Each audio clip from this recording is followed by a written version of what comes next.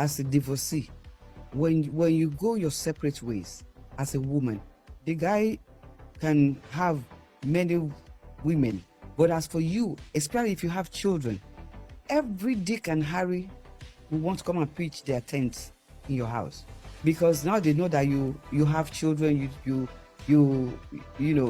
don't have a husband anymore, so they can now be dumping their nonsense on you. Because when I got divorced, this was one of the things that made me to say, Lord, I messed up.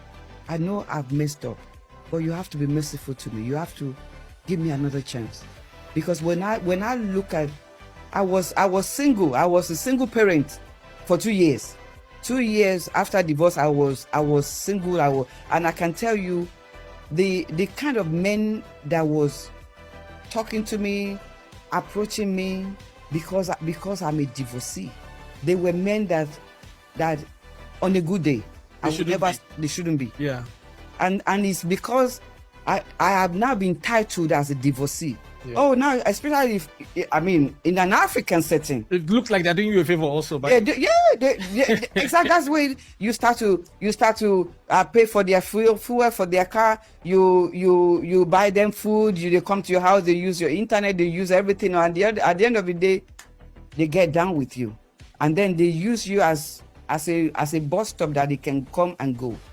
I don't think people realize the pain that it takes away. It takes away your sanity when especially when, oh God, this is why I don't. You see, a lot of ladies have had to learn this the hard way. That's the truth. A lot of ladies have had to learn this the hard way. But it's crazy because when you try to talk to ladies about things like this, they think you're trying to confuse them, you're trying to manipulate them, you're trying to, stop them from being happy. But this is the reality. What happens really when a lot of them leave? They become a meat ticket for another guy. They become someone who has, a guy who couldn't, get a house for himself. They rent your car. They even borrow money from you because they believe now that you like you're a single mother. You don't have a lot of options, and it's the truth.